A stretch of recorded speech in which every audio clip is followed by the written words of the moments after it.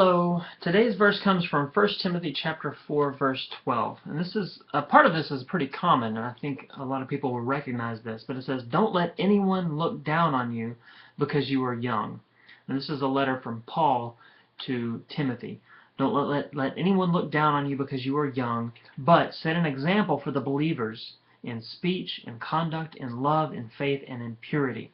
So this verse, like I said, is quoted often, especially the first half of it, when people want to encourage young people. The part that says, "Don't let anyone look down on you because you are young." And I've heard that a lot of times as I was growing up in church. And I remember that part of it, but I did not remember, and I don't think it was stressed, the second half of that verse.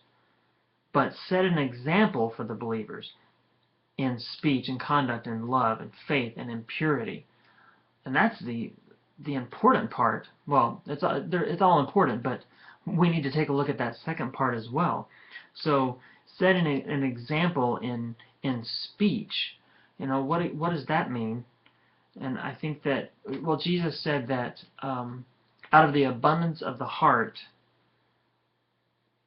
the mouth speaks. Out of the abundance of the heart, the mouth speaks. So if we are to have an example, be an example of good speech, then what overflows in our heart has to be good. It has to be righteous. It has to be things of God. Because if that's what is abundant in our heart, then that's what's going to come out in our speech. If we have other stuff that's abundant in our heart, then that other stuff is going to be what comes out in our speech.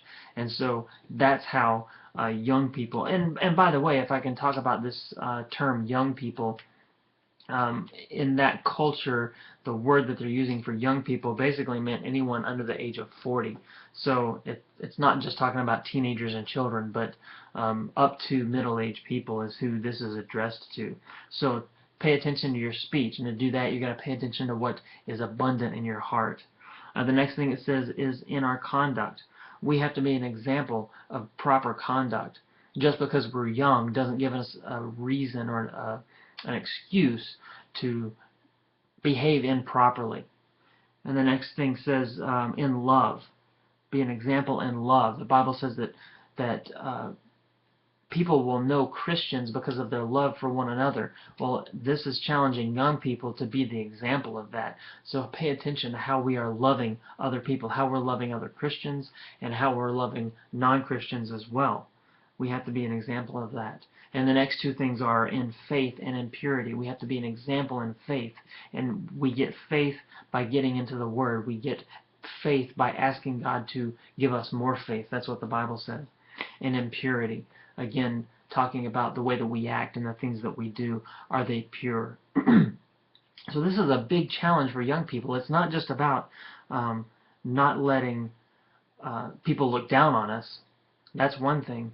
But the way that you do that is by being an example in speech, conduct, love, faith, and in purity. So don't forget the second half of that verse when young people are talking about not letting people look down on them. You can't get an attitude and say, well, the Bible says I'm not supposed to let you look down.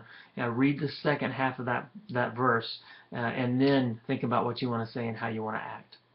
So hope you enjoyed that. Have a good day.